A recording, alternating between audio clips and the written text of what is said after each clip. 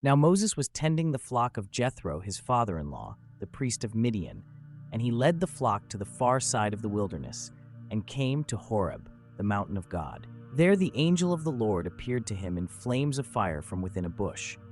Moses saw that though the bush was on fire, it did not burn up. So Moses thought, I will go over and see this strange sight, why the bush does not burn up. When the Lord saw that he had gone over to look, God called to him from within the bush, Moses, Moses. And Moses said, Here I am.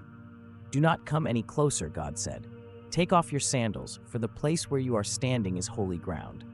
Then he said, I am the God of your father, the God of Abraham, the God of Isaac, and the God of Jacob. At this, Moses hid his face because he was afraid to look at God.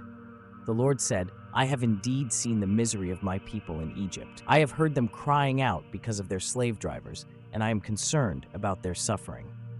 So I have come down to rescue them from the hand of the Egyptians and to bring them up out of that land into a good and spacious land, a land flowing with milk and honey, the home of the Canaanites, Hittites, Amorites, Perizzites, Hivites, and Jebusites. And now the cry of the Israelites has reached me, and I have seen the way the Egyptians are oppressing them. So now, go. I am sending you to Pharaoh to bring my people, the Israelites, out of Egypt.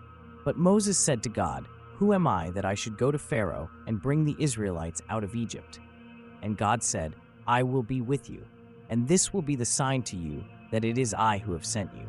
When you have brought the people out of Egypt, you will worship God on this mountain.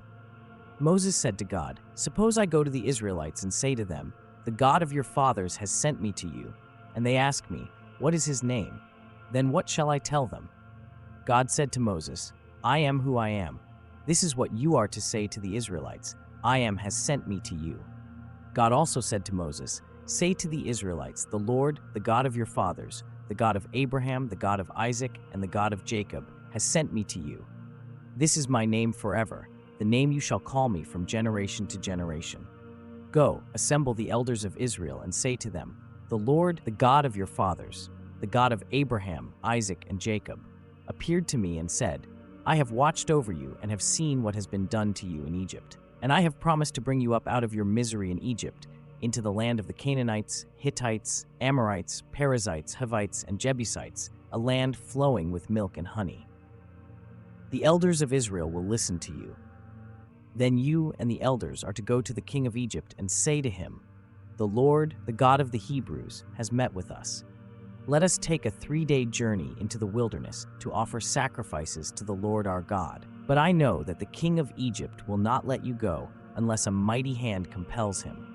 So I will stretch out my hand and strike the Egyptians with all the wonders that I will perform among them. After that, he will let you go. And I will make the Egyptians favorably disposed toward this people, so that when you leave, you will not go empty-handed. Every woman is to ask her neighbor, and any woman living in her house, for articles of silver and gold, and for clothing, which you will put on your sons and daughters. And so you will plunder the Egyptians.